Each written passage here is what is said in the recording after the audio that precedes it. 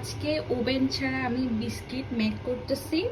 এই যে দেখেন, আমি আমার পছন্দ মতো বিস্কিটের উপর মানে যা যা ইচ্ছে সব কিছু দিয়েছি। এখানে হচ্ছে আপনার পেস্তা বাদাম, তারপর হচ্ছে আরেকটাতে কাঠবাদাম, পেস্তা বাদাম প্লাস এদিকে পামকিন সিড, তারপর আরেকগুলো হচ্ছে এখানে কোকোনাট দিয়েছি, তারপর হচ্ছে কিশমিশ, আর এগুলো কোকোনাট দিয়ে বানাইছি। তারপর এখানে কোকোনাট দিয়ে আর কতগুলা আমি বসাইছি।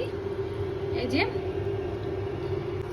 আমি ইলেকট্রিক চুলায় বসাইছি। এটা কিছুক্ষণ আমি হচ্ছে 400-এ রাখছিলাম। যখন আস্তে আস্তে নিচ দিয়ে ড্রাই হয়ে আসতেছে তখন আমি 200 করে দিয়েছি।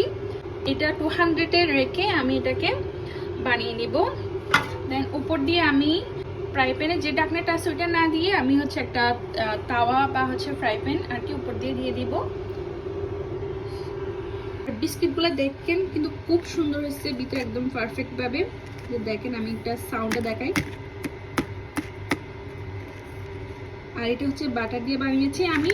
পুরো রেসিপি এই জন্য আমি ভিডিও করি নাই, কারণ যখন আমি বিস্কিটের ব্যাটারটা রেডি করছিলাম তখন আমার ভিডিও করার জন্য মনে ছিল না। এটা যত ঠান্ডা হবে তত আর কি এটা মচমচে হবে। আমি দেখাই, পুরো একটা পারফেক্ট বিস্কিট, হেলদি, মানে বাসায় বানানো, ফুল হাতে মেক করা, মানে কোনো বিটার, ইলেকট্রিক বিটার বা কোনো কিছু আমি ইউজ করি নাই। আপনারা যদি রেসিপিটা চান আমি পরে এটা বাড়িয়ে আমি আপনার রেসিপি শেয়ার করতে পারি।